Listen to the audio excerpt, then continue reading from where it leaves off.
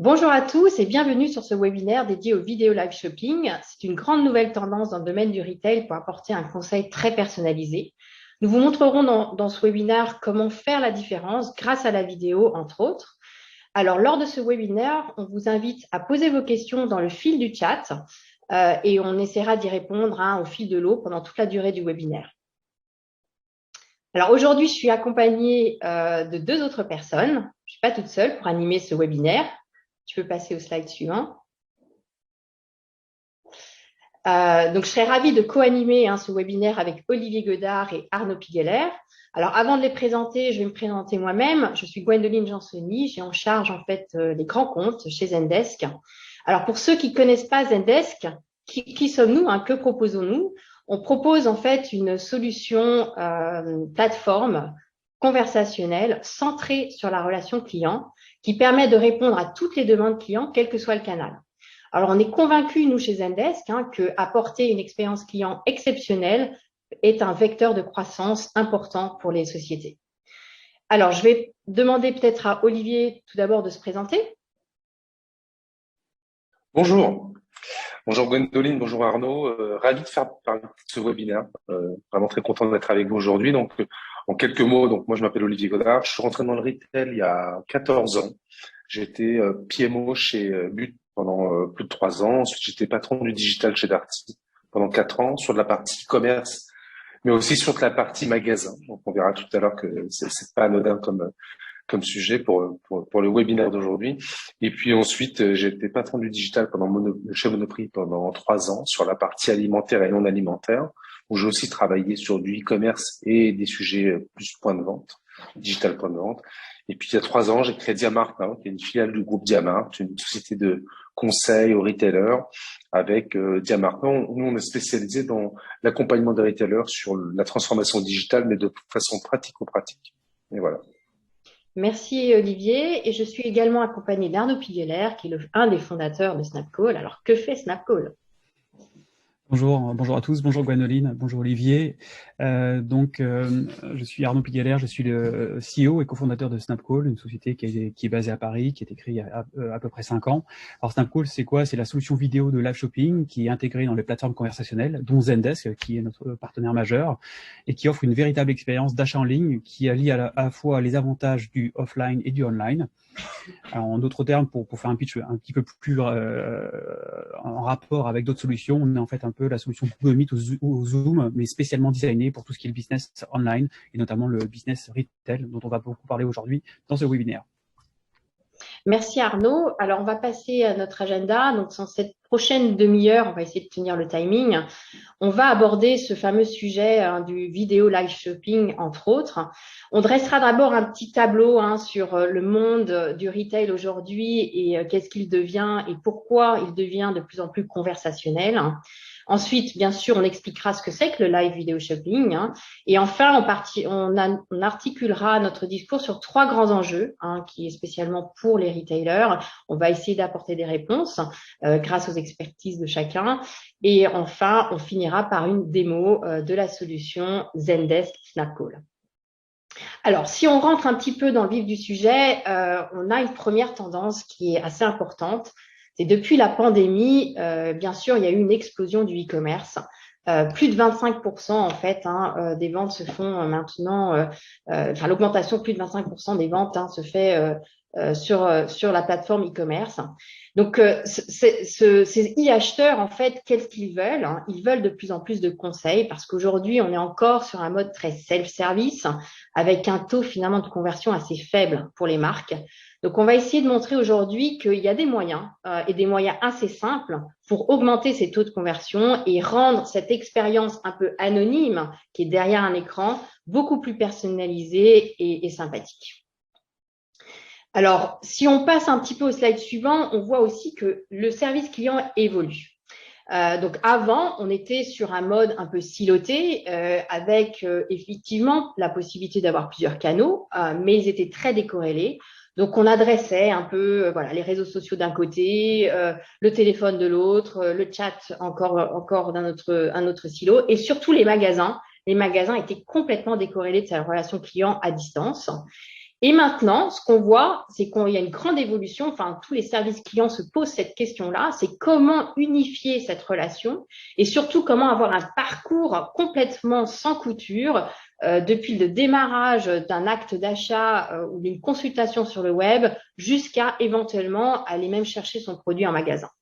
Donc, c'est un peu de ça qu'on va parler aujourd'hui, hein, c'est comment le service client peut aussi s'immiscer en fait dans cette conversation digitale, mais que ce soit à distance comme en magasin. Et je pense qu'un des grands enjeux des retailers qui ont beaucoup de boutiques, c'est comment organiser leur magasin pour pouvoir répondre à cette demande croissante qui est en ligne et qui n'est plus physique dans les magasins. Alors, on voit sur ce slide pas mal de canaux, clairement, mais il en manque un. Et c'est justement celui-ci qu'on va adresser aujourd'hui, c'est celui de la vidéo. La vidéo a, je pense, eu beaucoup de controverses jusqu'à présent et maintenant, c'est le canal qui est en plein essor, notamment pour avoir justement une démarche très personnalisée, beaucoup plus humaine aussi, pour vraiment digitaliser cette relation digitale. Alors, c'est un peu un antinomique ce que je dis là, mais c'est vraiment ça. Donc, si tu passes au slide suivant, on va bien adresser justement ce canal vidéo et comment on peut l'implémenter de façon très simple dans une même conversation qui est déjà entamée via un autre canal. Parce que chez Zendesk, on est vraiment très convaincu qu'une conversation doit pouvoir s'enchaîner sur différents canaux, aller chercher le client là où il se trouve et pas l'inverse. Alors, je vais donner la parole à Arnaud, puisque la vidéo, c'est sa spécialité. Alors, si tu passes au slide suivant.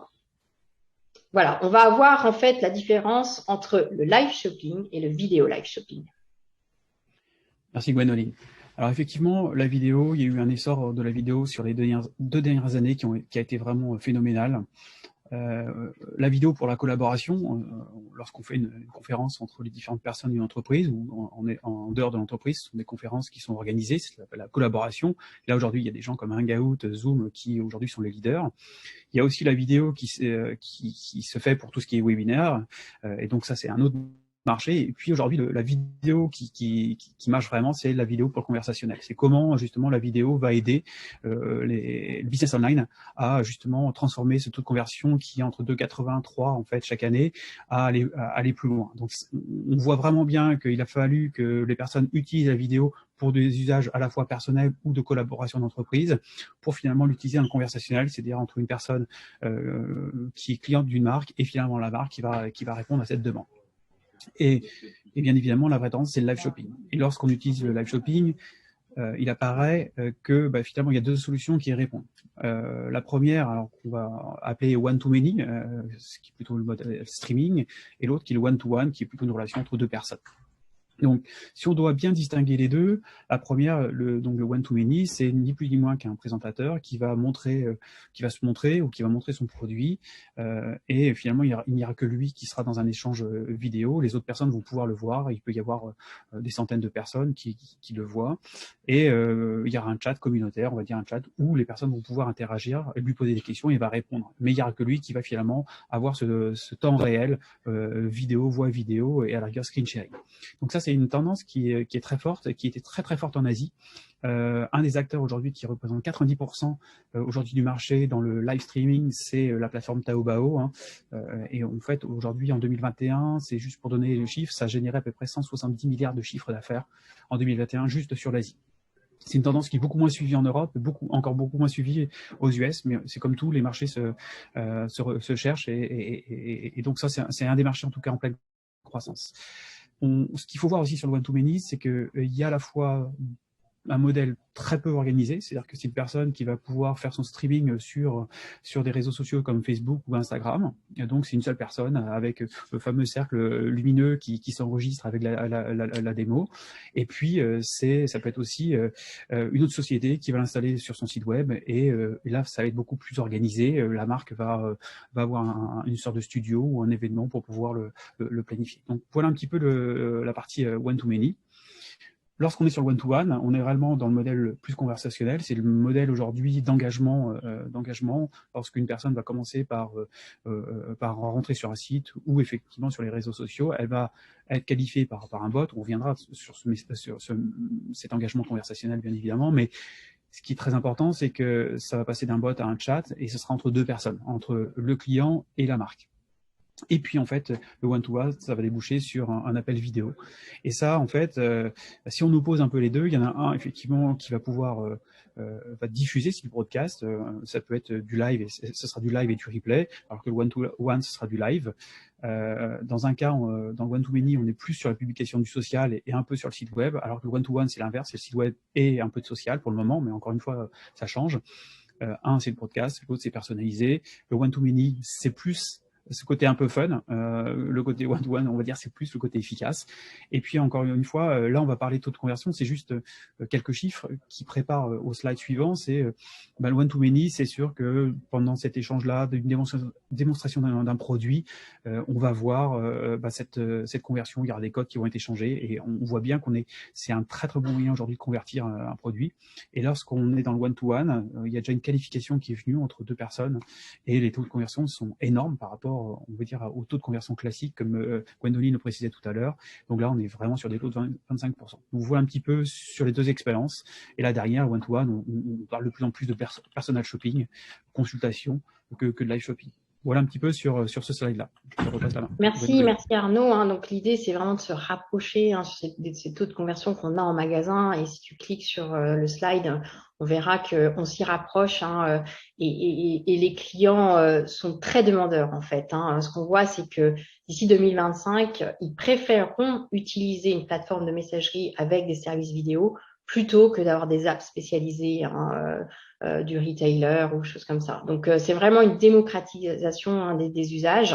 Et si on passe au slide suivant, justement, on voit que finalement, les e-acheteurs n'ont pas un profil particulier. Alors, est-ce que tu peux nous en dire un peu plus, Olivier? Ouais, cette slide, elle est vraiment intéressante. J'utilise régulièrement dans tous les endroits où je passe pour démonter un peu des idées préconçues. Souvent, quand on parle de solutions un peu innovantes sur le digital, on vous dit oui, des jeunes de 20 ans qui vivent dans Paris. Cette slide-là, elle montre deux choses intéressantes. En termes de répartition, tranche d'âge, hommes-femmes, catégories socio-professionnelles, Paris-Province, il n'y a pas de différence. Cette slide, elle existe, ces chiffres existent depuis longtemps. Ça fait longtemps que Médiamétrie les mesure. Ils n'ont pas beaucoup changé en 7 ans. Ça fait plus de 7 ans que je les utilise. Aujourd'hui, il y a majoritairement, on va dire 80% des gens qui sont ouverts à un achat sur Internet et qui ont une vision très omnicanale de leur parcours. Et c'est vrai à Paris, en province. Et donc, il faut sortir un peu de cette typologie c'est pour des jeunes Parisiens et des jeunes branchés. Et on va en parler tout à l'heure. À partir du moment où on adresse une population de magasins, il faut aussi aider les magasins à comprendre ça. Ce chiffre est un peu un faux ami. Souvent, on a tendance à penser l'inverse. Et donc, dans la conduite du changement qui mène à des déploiements de solutions conversationnelles, il y a ces chiffres-là qu'il est important de rappeler. Merci Olivier. Ouais, non, je pense que c'est très étonnant de voir cette uniformisation en fait du e-acheteur. Il est partout, il a n'importe quel âge. Donc on va passer au premier enjeu en fait qu'on va décrire aujourd'hui. Alors si tu passes au slide suivant, voilà. Donc le premier enjeu, c'est sur le web, les clients sont très volatiles. Je pense qu'on l'apprend à personne. Et un des enjeux majeurs, c'est comment on peut les fidéliser, comment on peut les retenir et comment on peut faire qu'ils achètent plus et mieux sur le web. Alors, ce qu'on voit, nous, chez Zendesk, et on a interrogé un grand nombre de nos clients là-dessus, c'est qu'on voit que plus de 76% des clients quittent la marque quand ils ont au moins 2 mauvaises expériences. Et 2 mauvaises expériences, c'est très vaste. Ça peut être un temps d'attente trop long, ça peut être un retour mal géré, ça peut être un rendez-vous manqué, enfin voilà. Donc, la mauvaise expérience, ça peut arriver très vite. Et au bout de 2, la plupart s'en vont et vont voir à la concurrence. Donc là, je vais plutôt m'adresser à Olivier et je vais lui demander en tant qu'expert de ces fameux retailers comment les attentes des consommateurs ont-elles évolué et voire augmenté? Souvent, ce qu'on met dans l'attente des consommateurs quand on fait le lien entre le parcours digital et le magasin, souvent on parle d'omnicanal. Si juste on prend cet exemple-là, si on prend la définition de l'omnicanalité sur les 10 dernières années, je pense que quasiment tous les 2 ans, elle a eu une définition différente. Ou en tout cas, en fait, on a mis des projets différents. Donc, il y a une époque où être omnicanal, c'était avoir un site internet qui représentait les produits aussi fidèlement qu'en magasin. C'était déjà une première étape. Ensuite, c'était pouvoir commander sur internet et récupérer en magasin. Donc, on a mis en place les réservations. Donc, au fur et à mesure du temps, on avance dans les étapes de l'omnicanalité et on redéfinit l'omnicanalité.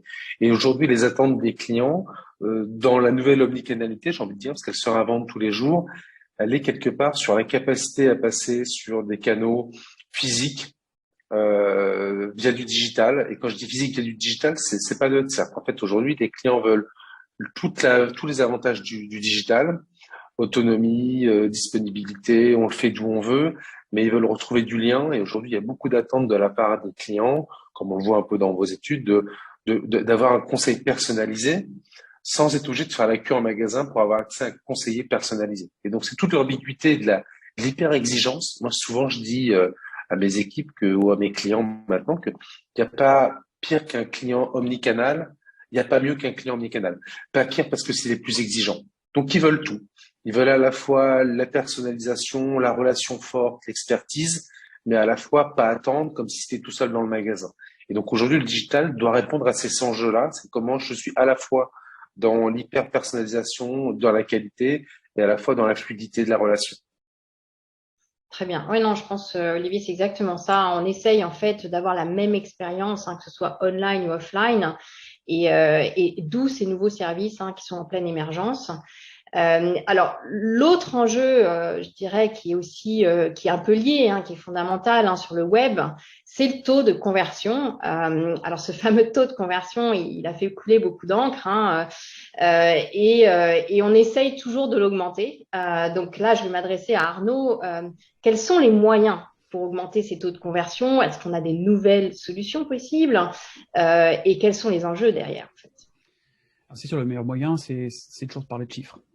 C'est de revenir sur les fondamentaux, de savoir effectivement qu'est-ce qui se passe lorsqu'on est sur un site internet et il n'y a pas d'interaction avec une marque, s'il commence à avoir des interactions avec un bot ou avec un chat. Et en fait, on voit que les 2 dernières années nous ont aidé aussi beaucoup à avoir ces chiffres. Entre avant avec les magasins, ensuite pendant une période il n'y a plus de magasins, et maintenant on se retrouve dans un modèle normal. Et ça, c'était très, très important. Et on voit bien sûr que c'est pas forcément un canal qui va convertir plus, même si on voit bien les chiffres, je vais revenir sur les chiffres, mais c'est aussi un enchaînement d'engagement qui fait que la conversion va être forte. Parce que c'est pas, si on met que la vidéo, on serait super, c'est ce que je fais, mais encore une fois, c'est pas comme ça que ça va marcher. Ce qui va marcher, c'est effectivement lorsque, de façon générale, on a un peu en dessous de 3% de conversion, lorsqu'on est en self-service, lorsque c'est un chatbot, et on est là pour la qualification. Ensuite, ça va effectivement, cette première connexion, elle est écrite, elle reste à peu près dans ce pourcentage-là. Ce qui était intéressant de converser, c'était de conserver, c'était de voir la partie également téléphonique classique. Il y a encore des gens qui mettent un numéro de téléphone sur un site web ou des centres d'appel, et on est sur des conversions entre 8 et 10%. Donc on voit bien que il y a le côté digital, ensuite il y a le côté effectivement un peu plus real-time avec la voix qui ne fait que parler, et puis on a la partie vidéo, et donc qui peut arriver jusqu'à 25%. Et là, ce qui est intéressant, c'est de revenir sur comment on arrive à finalement engager sur la vidéo, parce que là on se dit bah, super, c'est 25%, je vais mettre que la vidéo comme je disais tout à l'heure. En fait, la vidéo ne marche que dans une démarche conversationnelle. C'est quoi la démarche conversationnelle? C'est quelqu'un arrive sur un site, un bot va commencer à qualifier ou lui proposer différentes interactions. À partir de cette qualification, ça va effectivement être élevé sur une discussion one-to-one avec un conseiller, toujours en écrit, donc avec un chat, qui permet d'ailleurs de façon organisationnelle, ce qui sera un des points plus tard, de pouvoir effectivement pour un conseiller de gérer plusieurs chats en même temps.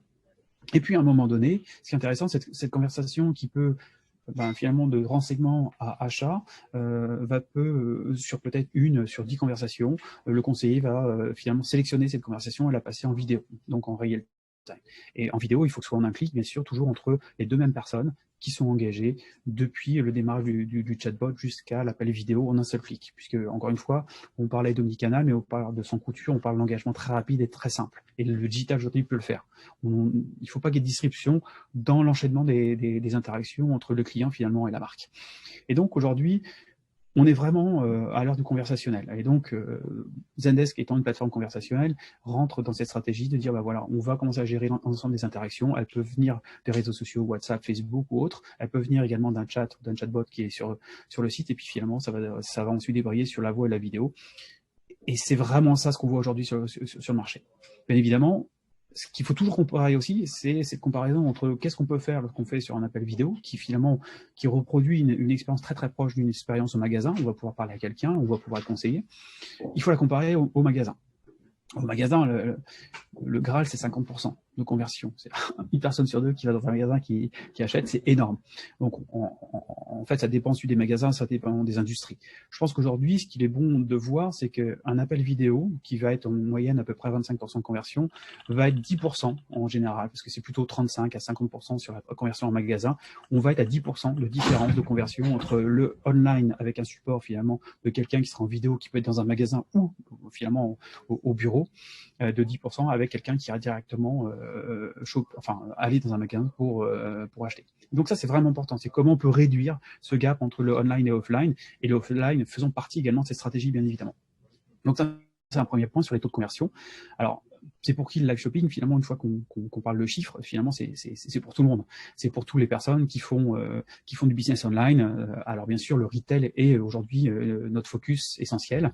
Ce sont des retailers qui peuvent avoir, comme je disais, une présence offline également, qui veulent augmenter et booster la conversion, c'est sûr, hein, lorsqu'on change sur peut-être 1 ou 2% de ces interactions ou un canal vidéo pour lequel on a une conversion si forte, c'est-à-dire que le 3 va passer à 3,2, donc ce qui est extrêmement important en termes de chiffre d'affaires. Donc ce sont toutes ces personnes-là qui veulent aussi créer une nouvelle expérience, parce qu'encore une fois, ça demande une volonté de rentrer en contact avec le client.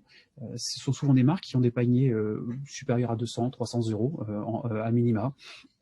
Et ça, c'est bien évidemment toujours qui ont des ressources qui sont capables de pouvoir conseiller. Alors souvent, il y a deux démarches. Soit ce sont des vendeurs qui peuvent être en magasin ou en bureau, mais c'est aussi des personnes du support qui évoluent sur ce métier-là de conseil et de vente lors effectivement d'une interaction avec un client online.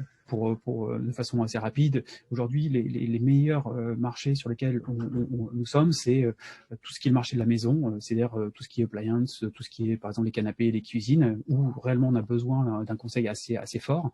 Ce sont aussi tout ce qui est matériel électronique. Par exemple, on a des clients comme De Vialet, où je parlais tout à l'heure sur la partie maison, Canadian Appliance, qui sont des équivalents de Fnac, Darty au Canada, ou Bob Discount, pareil, qui a à peu près 1000 conseillers. C'est aussi la mode, le luxe, le bricolage, le voyage, l'automobile. Donc à chaque fois qu'il y a un panier important, on se retrouve effectivement confronté à ce besoin de conseil.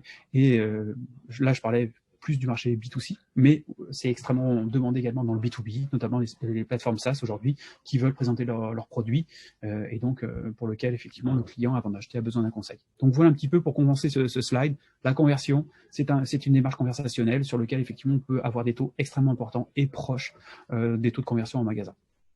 Merci Arnaud. Et l'objectif ici, c'est de compenser un peu cette baisse de trafic aussi en magasin. Donc, en augmentant ce taux de conversion sur le web, ça permet aussi de combler un peu ce gap qui est réel. Il y a moins de trafic en magasin, c'est un fait. Et du coup, qu'est-ce qu'on fait de ces conseillers qui sont des experts produits et qui ont un peu plus de temps? Eh bien, on peut les mettre à contribution, en tout cas, pour les achats online. Alors, merci beaucoup et puis merci d'avoir introduit aussi l'enjeu organisationnel parce que c'est vraiment l'enjeu majeur et je demanderai à Olivier d'apporter son éclairage sur ce point-là. C'est vrai qu'on voit en fait que les organisations des supports clients est assez variable en fonction des différentes enseignes. On trouve la plupart du temps des organisations très centralisées en centre de contact. C'est un peu ce qu'on voyait jusqu'à présent, hein, avec des conseillers qui ont été formés, mais qui n'ont pas forcément une expertise produit, hein, c'est pas l'objet, ils ont été formés à répondre à des questions assez basiques. Et après, quand il s'agit de répondre à des questions plus complexes, hein, on est un peu coincé. Et c'est là où la mauvaise expérience commence à arriver. Alors, l'avantage de cette organisation-là, c'est qu'elle est simple, elle est dédiée, donc elle est facile à mettre en œuvre. On voit d'autres marques qui ont plutôt fait le choix d'une organisation très décentralisée. Alors là, pour le coup, l'avantage, c'est qu'on a l'expertise des magasins. En général, l'expertise produit se trouve plutôt en magasin. Par contre, elle est plus compliquée à mettre en œuvre parce qu'il faut mettre voilà, des plages horaires de façon un peu dédiée à la relation client pour des personnes qui ont d'autres tâches à faire aussi en magasin. Et puis, ce que je vois, moi, plus récemment, en fait, hein, parmi tous nos clients, c'est une émergence de l'organisation un peu hybride, où on associerait un peu l'avantage des deux, à la fois l'expertise hein, en magasin et l'efficacité des centres. C'est-à-dire que les centres prendraient peut-être des réponses un peu simples, récurrentes, voilà, et escaladeraient voilà, des demandes un peu plus complexes qui demandent du conseil personnalisé sur des produits dans les magasins. Alors, si tu cliques sur le slide, tu vois la petite animation apparaître justement sur cette association hein, des deux organisations. Alors, je vais demander à Olivier de nous apporter son éclairage parce qu'il l'a vécu chez des enseignes. Quels sont les enjeux derrière ces organisations-là C'est pas si simple, on le sait, hein, surtout quand on a un grand nombre de magasins et un grand nombre de conseillers. Donc, éclaire-nous un petit peu sur ce sujet. Sur ce type de projet, en fait, on se rend compte qu'il y a trois piliers à traiter.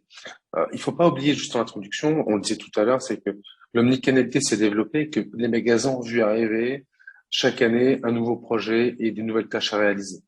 E-réservation, click and collect, ship from store, des stocks avec des inventaires justes, où avant c'était pas forcément un enjeu. Donc, il faut pas oublier, c'est que la charge de travail sur les magasins s'est largement alourdie avec l'accentuation de l'omnicanalité et que vu de notre bureau, ça peut paraître finalement simple, mais c'est pas si simple que ça.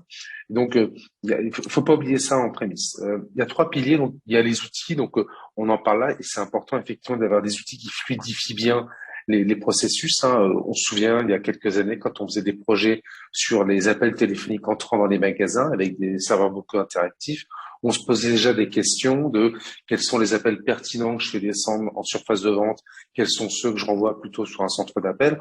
On se repose aujourd'hui un peu les mêmes questions et on voit bien que il faut être capable de filtrer pour faire en sorte d'amener aux vendeurs des appels hyper qualifiés pour qu'il puisse jouer son rôle de conversion, de conseil et de conversion. Donc, il y a un vrai travail de répartition des appels. Donc, ça, c'est vraiment le sujet de comment l'outil m'aide à faire ça. Et ça, c'est vraiment un point important que vous traitez dans votre solution. Il y a un autre point qui est vraiment crucial, souvent qu'on a tendance à oublier, c'est le partage de la valeur.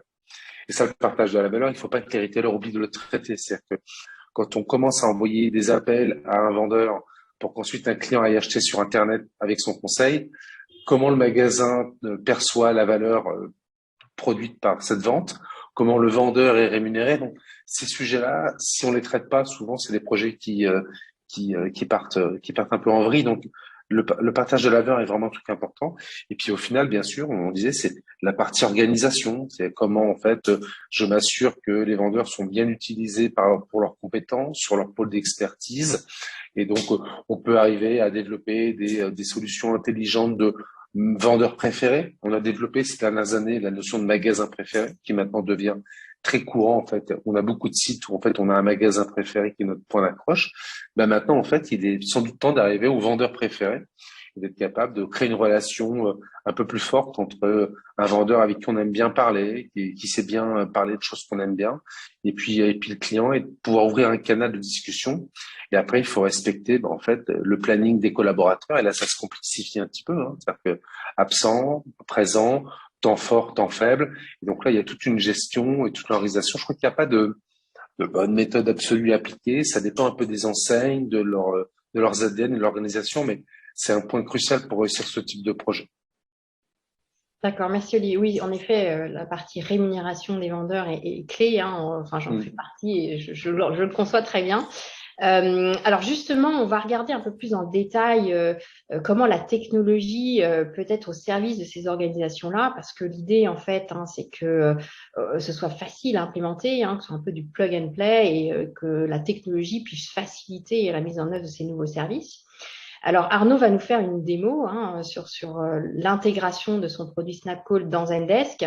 Alors, comme vous l'avez compris, Zendesk est une plateforme conversationnelle. Donc, Zendesk est le socle qui permet d'enclencher en fait les conversations. Et Snapcall va s'intégrer à Zendesk pour apporter un canal supplémentaire qui est la vidéo et notamment le vidéo live shopping.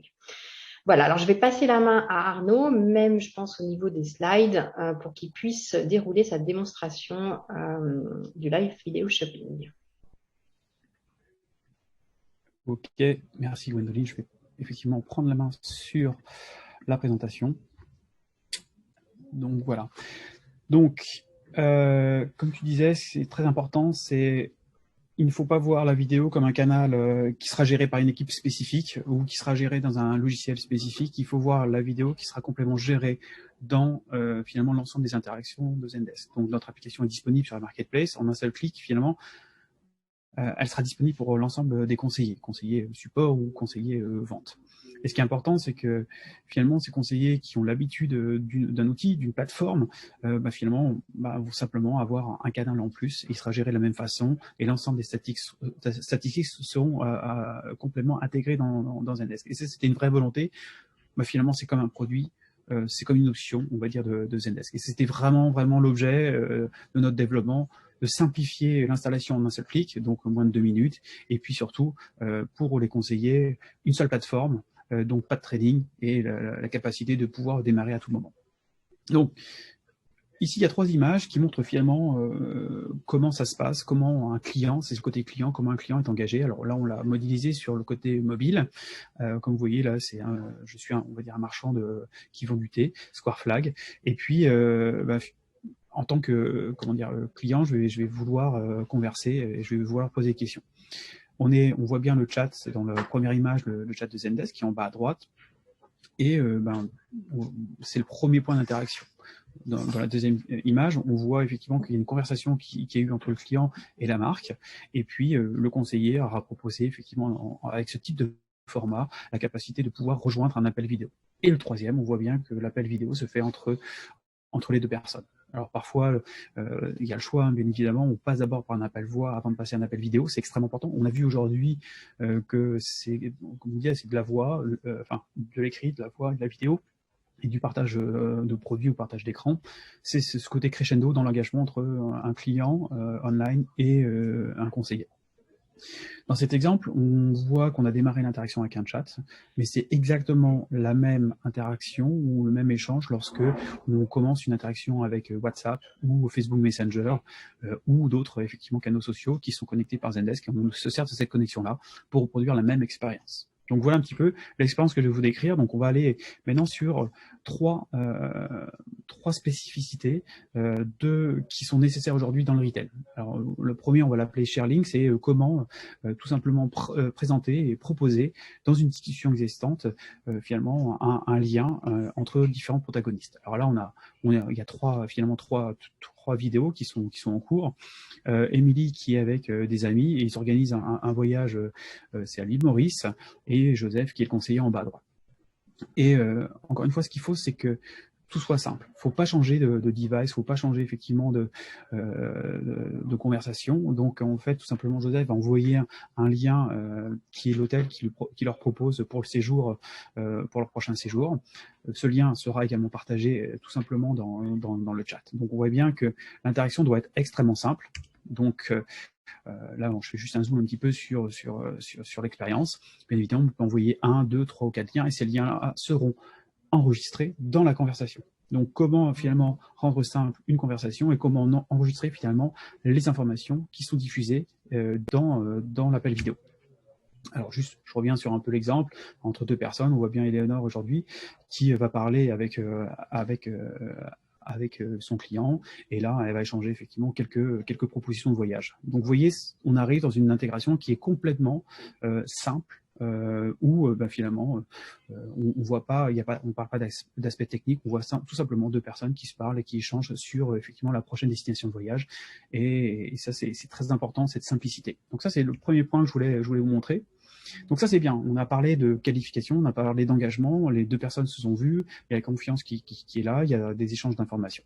Maintenant, ce qui est important lorsqu'on parle de conversion et de business online, c'est comment on va aller jusqu'au bout de la transaction. Ce qui est important, c'est bien de conseiller et c'est bien aussi que ce conseil arrive et débouche sur une vente. On parlait conversion, ça a été vraiment le fil rouge de tous nos slides et de toute la présentation. C'est comment, dans cette conversation, toujours avec les mêmes protagonistes, on va pouvoir effectivement convertir. Et donc, encore une fois, c'est comment on va faire en sorte que le paiement va être simple. Alors, bien évidemment, nous ne sommes pas organisme de paiement, mais au même titre que Zendesk, on a des partenaires. PayPal en est un exemple, et là effectivement Joseph va pouvoir proposer un lien tout simplement dans la conversation comme vous le voyez, et les deux personnes qui veulent le voyage vont simplement justement appuyer dessus et arriver dans un process de paiement. Donc encore une fois, la simplicité, l'engagement, comment on avance, comment on facilite finalement l'ensemble des échanges dans une conversation. Donc ça c'était le deuxième point que je voulais montrer. Maintenant le troisième, et ça, c'est quelque chose qui nous a très, très demandé, notamment pour les retailers qui ont des magasins, c'est comment, dans une conversation, on va pouvoir partager des images du produit, d'un produit ou de plusieurs produits. Donc, ce qu'on voit, et on verra tout à l'heure, c'est qu'on peut prendre l'appel à partir de Zendesk dans le desktop, mais on peut aussi ouvrir cette conversation qui peut être multipartie avec un autre device, qui peut être le mobile, et cette mobilité va pouvoir vous entraîner de vous déplacer en tant que conseiller dans un magasin ou montrer les produits qui sont sur votre bureau.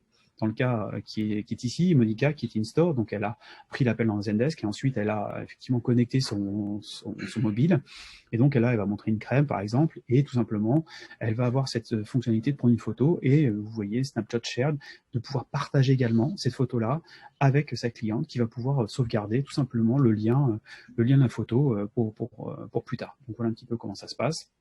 Et une fois que la cliente l'ouvre, ça va s'ouvrir dans cette conversation également. Elle va pouvoir zoomer et voir effectivement le produit qui concerne. Donc voilà un petit peu l'expérience de façon plus temps réel. Voilà comment ça se passe. Donc c'est Paul qui est en bas. Et donc vous voyez bien, on a les fonctions de prise de photo à gauche. Et il va agrandir tout simplement ce qu'il est en train de filmer, puisqu'on peut utiliser la caméra front, mais caméra et back également du smartphone. Et donc voilà. Donc encore une fois, c'est comment apporter les features qui sont nécessaires dans le retail pour pouvoir aller jusqu'à la conversion et d'échanger les bonnes données. Je voulais juste focaliser sur ces trois fonctions par rapport en fait à la présentation d'aujourd'hui. Maintenant, ce qui est important, c'est aussi, donc, à part ces trois suites d'outils qui sont disponibles pour les retailers, c'est de voir aussi côté agent comment ça se passait. Puisqu'en préambule, je vous disais que pour le conseiller, finalement, c'est quelque chose qui va être extrêmement simple, extrêmement facile de pouvoir démarrer cette conversation dans une conversation déjà existante. Donc, je pense que la plupart des personnes qui se trouvent sur ce webinaire connaissent cette interface-là, l'interface Zendesk. On va être une application qui sera tout en haut à droite, donc vous voyez notre logo en noir, et vous voyez également dans cet Agent Workspace, qui est l'interface de Zendesk, suivant que l'interaction sera un chat, sera un messaging, donc c'est les réseaux sociaux, mais un email ou également un SMS, la capacité de pouvoir cliquer sur le bouton en bas et de pouvoir générer cette interaction en un seul clic. Et donc, qu'est-ce qui se passe lorsqu'on a un seul clic? Ça va générer un appel voix, ensuite vidéo, et comme vous le voyez sur cette image-là, cette capacité qui va rester dans l'expérience Zendesk, avec cette capacité de pouvoir ouvrir sur une multipartie ou de pouvoir ouvrir dans une nouvelle table. Et donc, cette flexibilité va être apportée au conseiller dans un univers qu'il connaît. Donc, voilà un petit peu ce qu'on voulait vous montrer aujourd'hui sur l'expérience, une expérience aujourd'hui sur la partie vidéo qui, pour nous, est en croissance à peu près de 200 à 300% sur l'année en cours en termes de demande. Donc, on vendait de la voix, en fait, on s'est retrouvé finalement à 95% aujourd'hui des personnes qui achètent de la vidéo. Donc, on voit bien, il y a un shift sur ces 2 dernières années par rapport à un besoin et par rapport à un besoin aussi de conseil pour reproduire cette expérience en magasin. Donc, voilà ce que je voulais vous montrer aujourd'hui. Et ça se termine sur la partie présentation, en tout cas de la démonstration. Et donc, on va arriver effectivement aux questions. Il nous reste quelques minutes. On va rester quelques minutes en ligne, bien évidemment. Et on va vous répondre dans le chat. Donc, voilà un petit peu, en tout cas, ce qu'on voulait vous présenter aujourd'hui. Je vous remercie. Merci Arnaud, merci Olivier. Donc, n'hésitez pas, on reste quelques instants pour répondre aux dernières questions. En tout cas, je vous remercie beaucoup d'être venu. Je pense que c'est un sujet qui est très intéressant et qui adresse tous les retailers. On l'a dit, c'est quelque chose de facile à mettre en œuvre. Ça fait la différence. ça personnalise la relation, ça rend l'achat en ligne bien plus agréable et bien plus, voilà, un peu comme on a en magasin, on a son vendeur préféré, ben, on peut avoir aussi son vendeur préféré en ligne. Donc, n'hésitez pas à revenir vers nous. Nous allons partager aussi les liens dans le chat pour plus d'informations et pour pouvoir nous contacter, pour avoir plus d'informations et prendre rendez-vous avec Zendesk ou Snapcall. Voilà, merci.